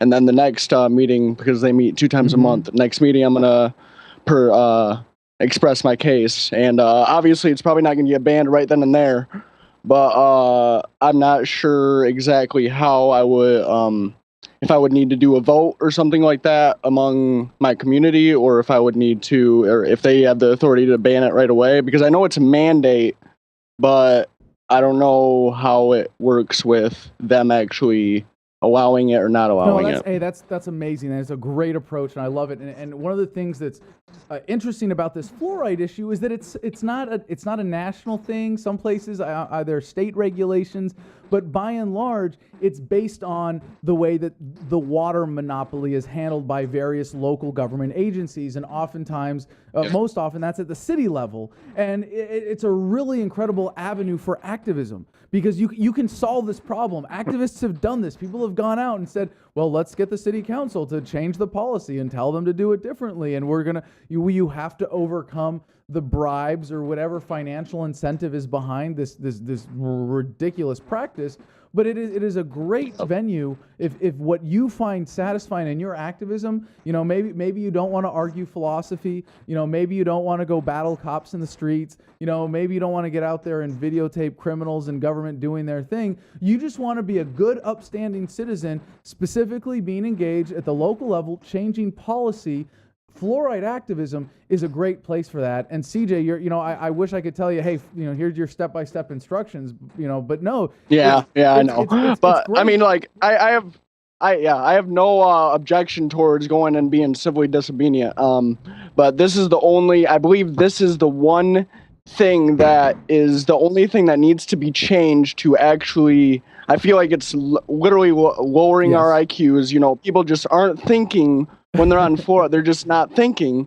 So I believe that is the only political solution at this point. I believe no other political solution is really, I mean, your presidency is something I'm going to definitely look into, but that's the only political thing that I believe will actually get people to think, and then they will go and be civilly disobedient. I believe that's the stepping stone we need to take to get them to be civilly disobedient. Well, I hope you'll call back in when you've got some results and you've gone to a few city council meetings and you're along in this process. You can keep us up to date. Yeah, I definitely will. I'll let you guys know. Awesome. Thanks. Anything else you want to talk about, CJ? Not at the current moment. I mean, if I get some other information I want to talk about while I'm watching your show, I'll let you know. Thanks, brother. Appreciate the call. All right, back to the Skype chats. Let's see. I'm just going with who's on top, so, keep them coming. Hey, Adam, would love to talk to you, brother. Sorry, Eric. You got to do better than that if you want to get on the air here. All right, we've got Nick back. He was listening to the show in his car, had no idea why the show paused. Yeah, Time Warner Internet. So, all right. He pulled over so we can get him on. All right, Nick. Let's see. Let's go back to his original chat here. Personal experiences. All right. Nick, welcome to the show. Can you hear me? Yes, I can. Outstanding. Can we get some video for you? Well, you actually caught me at a pretty interesting time. I was driving to the post office listening to the show when all of a sudden I get a call from Adam Kokesh. So I'm on my phone, my mobile currently. No video actually available. All right. Well, it sounded like you had some deep questions, so hit it. Yeah, absolutely. If I remember correctly, I was asking you, what did your pursuit of self-knowledge, how did it actually impact the progression of your activism? How did it impact the introspective leanings that you had sort of towards your philosophy on freedom, your philosophy on liberty, and what it means to be, a non-statist, a non-aggressor, a follower of the non-aggression principle? I'm curious because I'm at this pivotal point in my life where, I'm 18, I'm thrust into a statist world. I've graduated high school, and I have a lot of questions, about myself, about the nature of government, about the nature of the world around me. And I understand that, self-knowledge is a process that, can take a lifetime to actually achieve. Mm-hmm. Oh, it's a very wise perspective and a really great question. I'm glad you asked that because I've never considered it from that angle. That there is a very important relationship between your desire for self-knowledge and your understanding of the world around you and perhaps libertarianism itself. And just as you were asking that, I mean, the gears in my head start turning. I'm like enjoying this idea that there is something to this because I was a very slow learner. It took me 10 years to go from, well, I'm a libertarian because I'm not going to be a lame Republican or Democrat, to understanding the philosophy. And self-knowledge, seeking self-knowledge was definitely, I'd be embarrassed if it wasn't over 10 years a part of that process. And I think a lot of libertarians would benefit from enjoying this idea, which is that as you seek more self-knowledge, you become a better person and essentially a better libertarian. So for me, it really was, like what we talked to Catherine Bleich about in the show earlier today, when you go, why is libertarianism making me angry? Why am I, not just angry when I see something as a reaction, and that's fine. There's nothing wrong with having an emotional reaction to something. But if you're not in control of your emotions and you're being overwhelmed with anger or hatred or discontent for government in general, to say, well, let me look inside myself. Why is it this way? Why is it affecting me? You inherently then end up turning back to your philosophy. And if your philosophy is, well, government is wrong and evil and we should angrily and violently resist anything that is such, well, then you're going to be angry and violent, even if it's just in your words and your communications, and being judgmental. And a lot of that comes from our own insecurities. And I think, my own dealing with post-traumatic stress disorder and everything that, if anything, it was kind of a gift. Dealing with post-traumatic stress disorder led me to be aware of all of these things while I already had this political orientation. Be like, well, have I been Have I been traumatized by not just my combat experience, but by living under the American government? And when you're able to do that, I mean, I almost wish now America as a whole, or really humanity as a whole, could raise not just their political awareness, but their self-awareness to the point where they can see the impact, the traumatizing impact of the state on their own lives. And I think that's going to make people, rather lead people to be a lot more libertarian. And I can tell you, Nick, for myself, yeah, that has been an integral part of my evolution of thought over the last decade. Well, really, the last 15 years, 20 years. Oh man, that makes me sound old. To get to where I am today, where I think, and I'd like to think that, there was a point of, philosophical maturity. Oh, hey, we got you on video. Wonderful. But, even my experiences over the last year, I said that I've, matured in ways that I didn't think was possible. I didn't think were possible. And, I hope that I at least gotten to the point where, you get into, well, you accept that learning is a lifelong process, to use a horrible cliche. But in terms of self-awareness and developing, a libertarian perspective, absolutely. Those fundamental truths about the human experience, they all relate to and support the fundamental truth of the libertarian philosophy. Yeah, I can kind of validate what you're saying. It all rings true to me firsthand, because as I was sort of experiencing my own political awakening, wherein I was at the age of 16, 17, I was a junior, senior in high school. And I was, learning really in depth about, the Federal Reserve, the current financial paradigm of fiat currency. I was learning all about how, presidents in reality were sort of just puppets to special interests, and, progressing along that route. And I felt as though it gave me sort of like an intellectual advantage, like I had learned all of the air quote right knowledge. And it did make me angry when I saw all of the evil that knowledge was sort of targeted towards manifesting in real life, when I saw the media, the mainstream media that is, lying blatantly in the faces of my parents and, other people around me, sort of accepting it at face value. And I never really stopped to ask the question, why is it that these sort of things, affect me in that way? Why do they actually form visceral, angry thought inside of my head? And I really do think that, through the pursuit of self-knowledge, that a lot of that just internal combustion has sort of been mitigated in a way, simply because, through knowing yourself and getting to learn more and more about, what makes you tick, you can sort of combine that understanding, that fundamental introspective understanding, with the just broad, widespread knowledge that's available on the internet, that, once you sort of dive down this path of becoming politically aware and becoming introspectively aware, the two can tear you up if you have one without the other. I think it's a mixture of the two that is really important to hold. And I'm just learning about all of this. Mm-hmm. Like I've listened to Stefan Molyneux's podcasts for maybe 6 or 7 months now. I've been a listener of you, Adam, for probably a couple years at this point.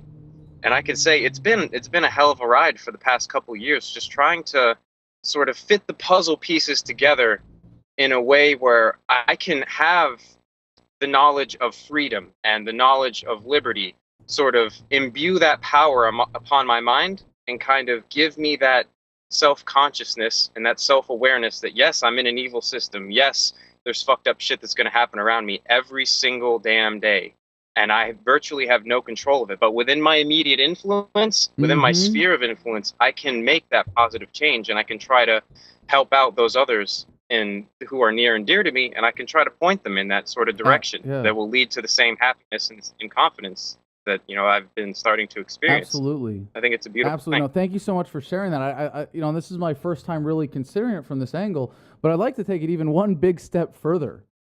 I don't think anybody, any human being who is truly self-aware, and maybe that's an unattainable ideal, perfect self-awareness, of course, but there's no human being who meets even a reasonable standard of self-awareness who is not a libertarian.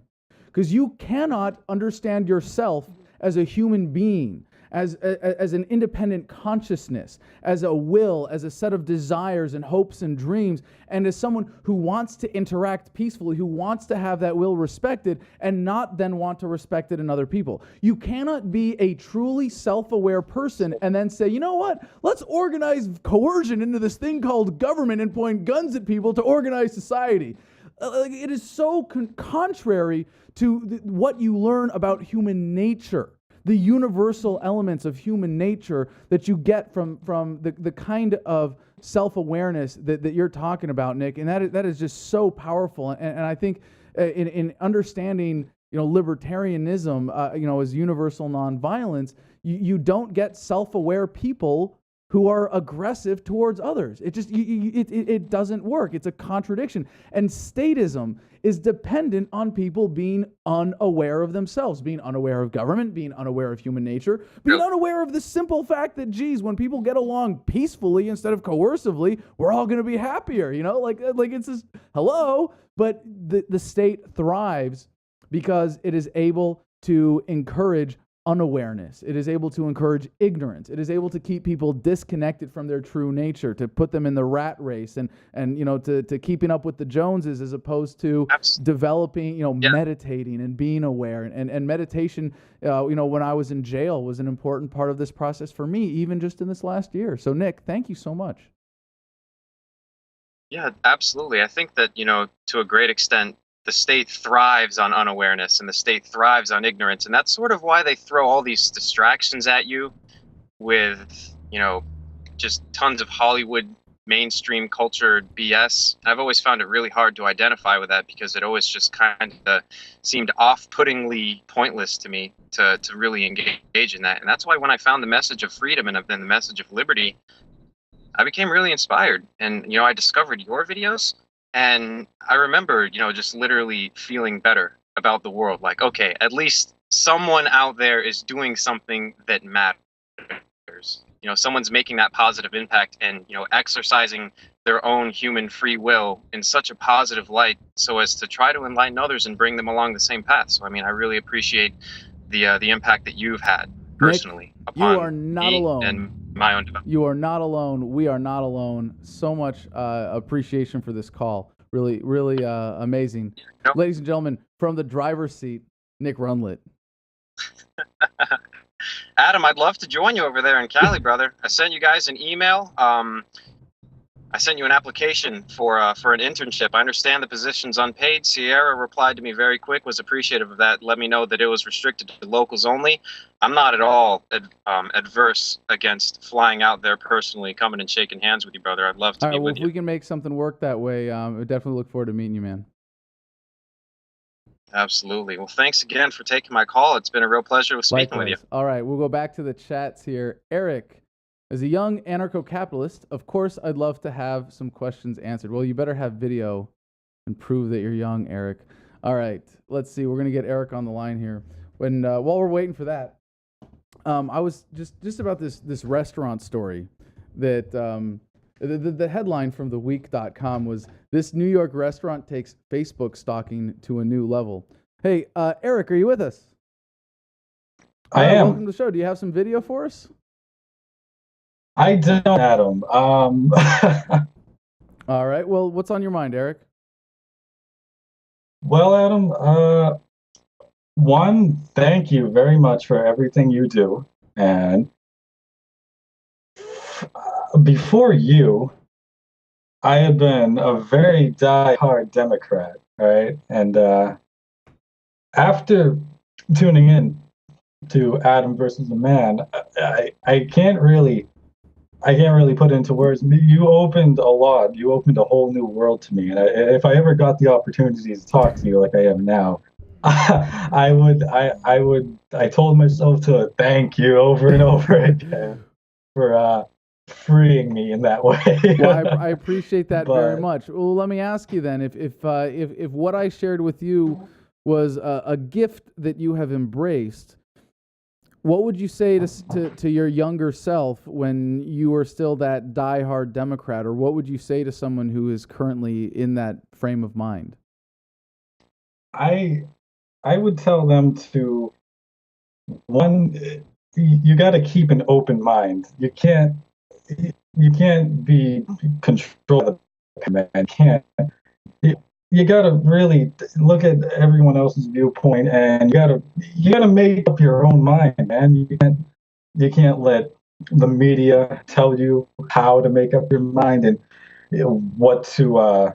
You can't let them control you overall as a free, independent human being, as opposed to being your own person. And you, again, letting it all comes down to just letting another form of letting government overall, right, think for you. Okay, well, hold on. May I, if I may, I'd like to hone in on part of what you just said.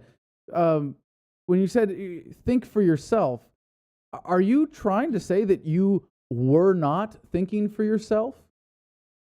I am, Adam. I let other people do the thinking for me. And why?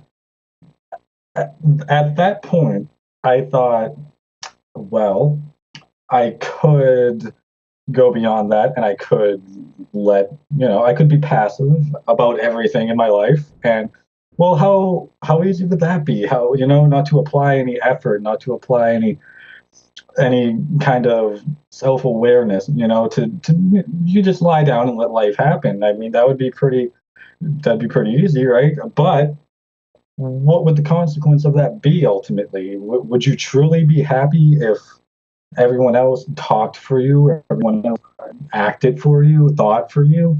Would it really truly be you at the end of the day who sculpted that life, or would it be a product of government? And when I watched a video of yours, I believe it was when you really gave it to that cop outside of the White House.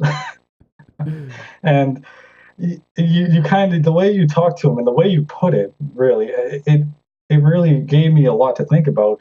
In that moment, I'm like, whoa, wait a minute, whoa, what have I been doing all along? And then I took it from there, and I started to watch your other videos, and more and more, I'm piecing it together, and I'm like, oh my God, what the hell was I doing? And finally, after I've been following you for about a year, maybe a year and a half now, and finally I've come to reason that the only possible way that a peaceful and truly free society will ever be achieved is by, well, me personally, in my opinion, anarcho-capitalism. Because if you localize and everything, and you really kind of make government obsolete in your life, I mean, what then? I mean, you don't need government at that point. Nobody would need government at that point.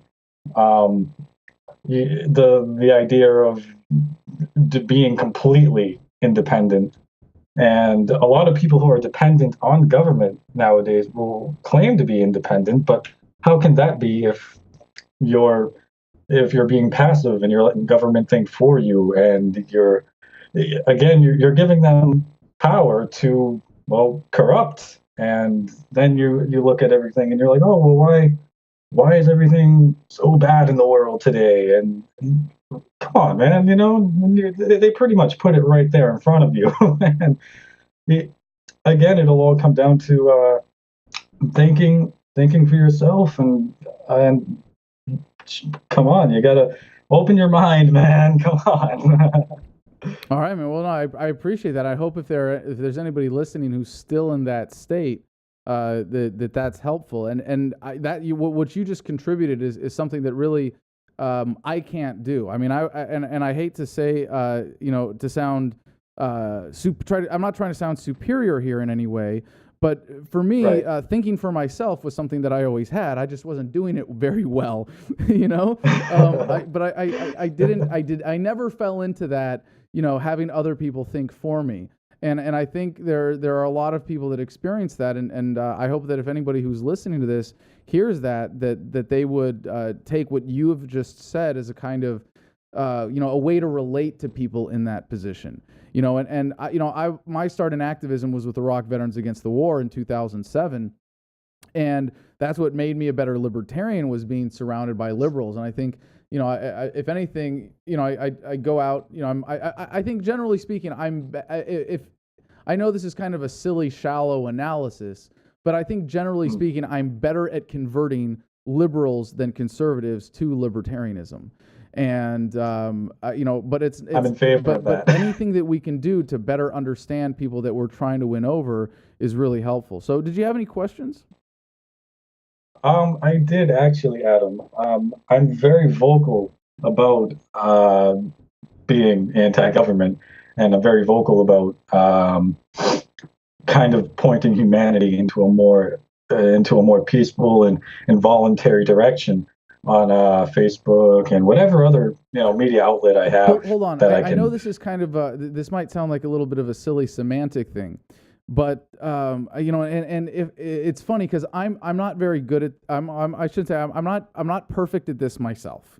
But using language that is that the message is worthy of, I think, is very important. And when you said I'm very vocally anti-government, no one wants to join that. No one pro-government goes, oh, well, I'm good. No, like it automatically sets up a confrontational relationship. I also, just by the way, I'm trying to get away from using the word liberty and keep it with just freedom, but also in all the ways that we're trying to, with Adam versus the Man, largely thanks to Jeffrey's influence here, really incorporate nonviolent communication better into the show, or better into our messaging.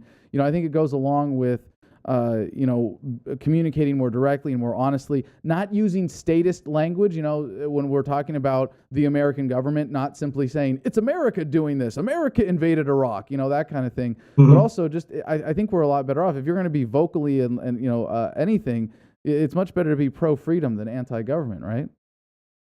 You've got a point there, Adam. I actually wanted to ask you about that.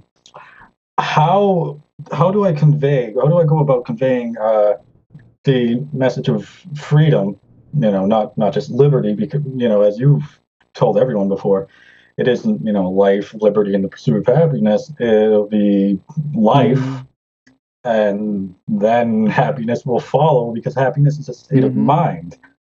And then liberty will come right after that, because you're already happy and free. And how would I go about conveying that to people in a way that wouldn't really, spawn all of that confrontation? And how would I kind of take them out of that ideological framework of, we need government, and whoever, if you talk down about government, then I'm just going to go ahead and walk away in the opposite direction. How would I convert them? No, that's a great question, but it's a really simple answer. And for people who want the full version, I'm very proud of the video that I did when I was in jail, when I first wrote that speech, or that essay, Happiness Causes Freedom.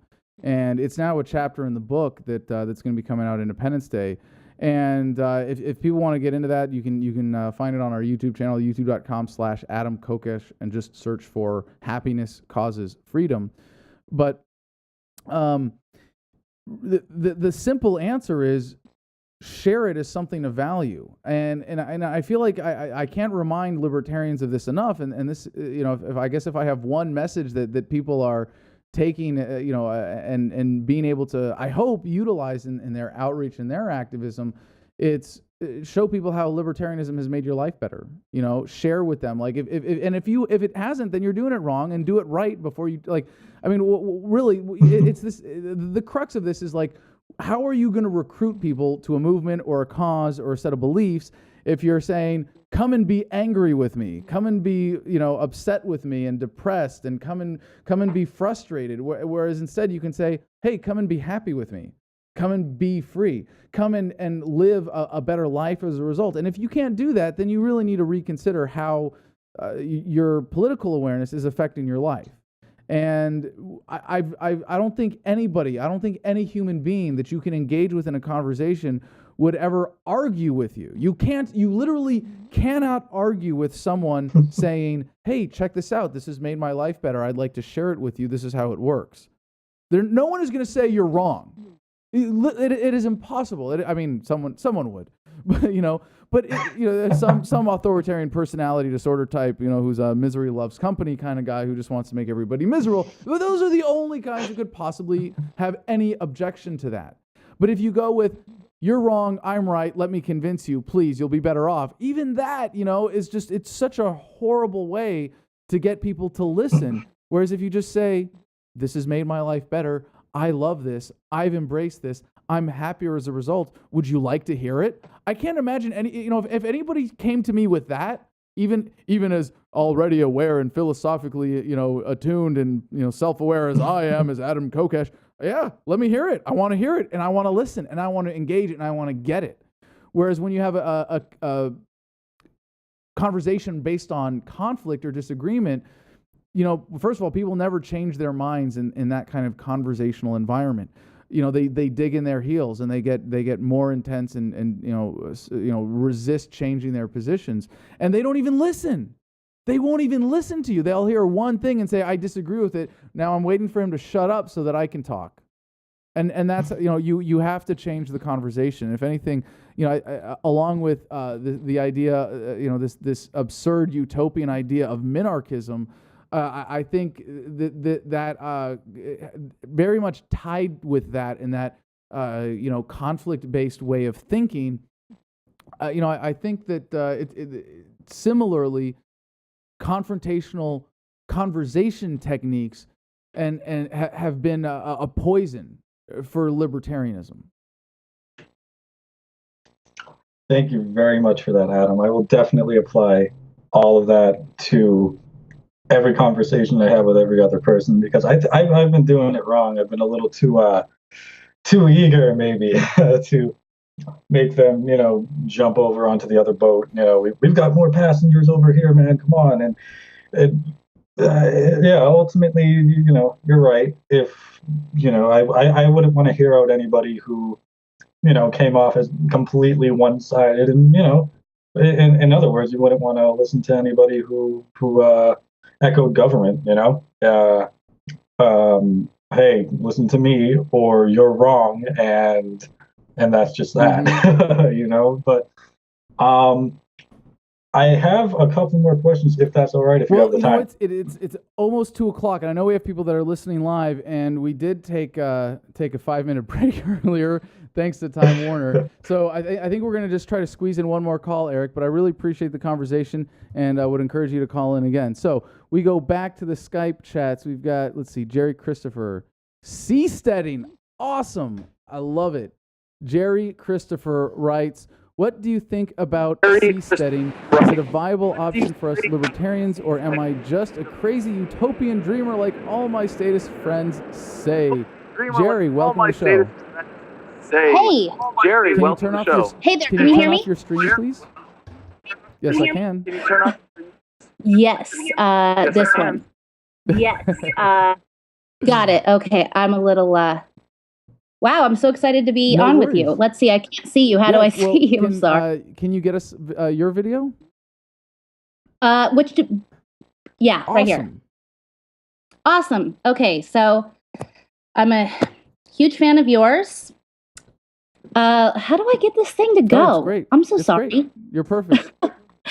Okay. Yes. Can you see me? Wonderfully. Okay, I can't see you. Okay, sorry. Anyway, I guess we'll just speak. Can you see me? I'm No, so you look sorry. great. I'm an idiot. You look great. We've got you on the big screen here. And this Okay. this is fine. You know what? Let me just stop and say something, because I know right now it's the first week of the show, kind of a shakedown week. Yeah. We still have and maybe from some perspectives things are looking pretty smooth right now. Maybe for some people who are familiar with the old Adam versus the Man live show, but we're still working out a lot of the kinks and shaking things down in this first week, and we're going to put better instructions for people on the page at adamversustheman.com/live.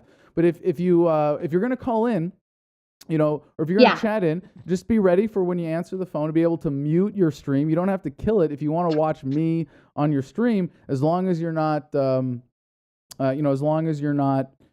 getting the audio from that, because then we get the delayed feedback loop. But you're not going to see me because we don't have a cam going out, because we have to preserve that bandwidth. But when we do want to use bandwidth to show the lovely faces of our audience on the screen here, so that other people can see them, and I hope that helps. We're going to try to we'll put a little guide together, like how to call into the show or something, or maybe that's it. We'll put a link on the live page. All right, Jerry, thank you so much. Go ahead, please. You had a question about seasteading. So, what do you think about seasteading? I try to talk to my friends about it, and they say I'm a crazy utopian dreamer and that's never going to happen. But I'm just like, I don't see how we can ever get freedom here on land without massive bloodshed. Okay, well hold on. So, let's that part we might have to come back to. But for seasteading, what is it now? Now let's just define seasteading, so we know that everybody in the audience is at least on the same page. This crazy utopian idea of seasteading that you're talking about. This is where we all get a special injection, and then we grow gills and webbed feet and webbed fingers, and we all start living in the ocean, right? That's what you're talking about? No, what are you talking about? They are super highly technologically advanced barges. They're cities on the sea.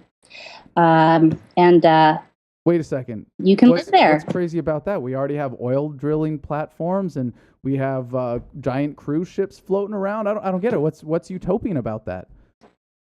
Because it's so people say, well, you're going to have all the same problems that occur here, that it's going to evolve into statism on the ocean. Well, certainly if you get a bunch of statists on a boat, you're just going to have a statist boat. You're not going to have but if you're able to bring out people who believe in not using force against peaceful people, who believe in respect for property rights into this community, of course you can do this. If anything, it seems... What do you personally think? Like, are we headed there? Are you excited about it? I'm very excited about the possibility of seasteading becoming a more viable and in a way, it's something that people have done for forever. I mean, Mexico City was middle of a lake. Like people are creatively using water as a place to live. It's not people have lived on boats. Sometimes in harbors, sometimes on the open ocean, sometimes in lakes. We have houseboats. I mean, like, it's really not that big of a deal. It's just taking that concept slightly bigger to the next level. And some of the proposals that I've heard about seasteading are based on converting existing cruise ships, and instead of making it a ship that just goes from a port and picks up tourists and goes somewhere for a week, instead you turn that into a sustainable community. Like, really, it technologically, it's I would be more. I mean, I don't know who you're hanging out with because I would be. I'm in California. Oh my gosh. All right, I would be more surprised if this concept of living on with around the water didn't further develop as our technological and economic and productive capacity and industrial capacity increases.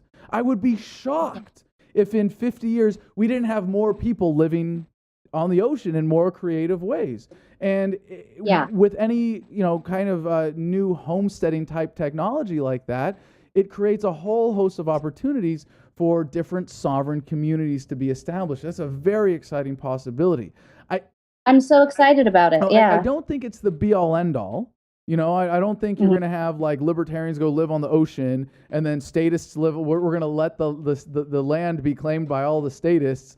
And they're just we'll let them do their thing until they all blow each other up with nukes. Like that's not it. That's not an acceptable answer either. But for people who don't want to wait for the transition to a free society, which is coming in the next 50 to 100 years, maybe, depending on how fast you see the various trends developing of people becoming more aware of these issues. If you want to get out and you want to do that and you want to show that, I think it's incredible. And I think as an exercise, it's great. I don't think it's that significant in the bigger picture. And to go back, I do wholeheartedly disagree with your premise that we won't get a free society on land, that the ability to go onto water is going to be that big of a solution. Not that it's not important, not that it's not valuable for the people engaged in it, and it's a really cool option and opportunity. But the reason that that's even happening is, again, because of technology, because of increased awareness, and those things are happening, believe it or not, on the land too. So my last thing I'd like to ask is, how can I personally, Jerry Christopher, get more involved with what you're doing? I'm like so obsessed with this right now for some reason. And how can I help from California? How can I help you? We're in Los Angeles now. Where exactly are you located? Between Sacramento and Tahoe. Ooh. So you're in you're really in the boonies there. Well, Yeah. that's actually a really cool area to live. I grew up in the Bay Area, and I used to make that drive all the time to go, before I could drive, in the back of it was Mogul Ski Club's bus going up every weekend. So I know the area. It's beautiful. And for where we are in Los Angeles, for people that can be here, we have lots of ways that people can get involved as editorial assistants or production assistants that we'd like to get people involved with. But if you're not able to be here, there's still lots and lots of ways that you can help out, and lots of extremely valuable things. We have some super fans in the audience who will share every video of ours that they can, who will go out and tell people about the show, who will try to grow the audience. And I would never say, I would never say, oh, well, you're a fan of Adam versus the Man, come dedicate all of your activism to growing my audience. I would never say that. But if you find it valuable, find a way to share that. And that is huge. Anything that if you think it's valuable, share it and bring people into it. And if you can say, hey, guess what? You get to watch a video of Adam getting, beaten up while dancing, then, you get to also be exposed to the message. And then maybe you're bringing more people into it through whatever, work that I've done in thousands of videos and various protests and acts of defiance.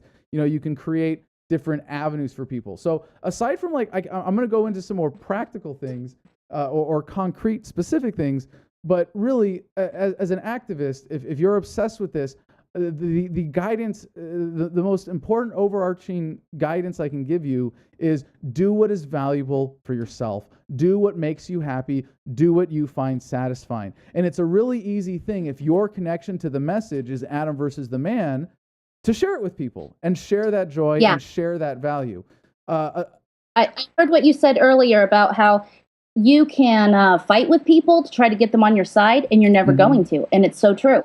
So when you said instead of sharing your anger with people, share your excitement, I'm like, that light bulb went off. And so I'm going to take that approach now. So thank you. So very more specifically, if people want to get involved with the show, we're still ramping up after coming back from scratch. And we want to get an affiliate program going again. In fact, we don't have an affiliate program, but we're always open to this. If someone says, hey, I've got an original video that I did, Adam, you inspired this. I've done some man on the street work. We had a couple guys in London, actually, who did this last year. And there's some great videos on the YouTube channel from them.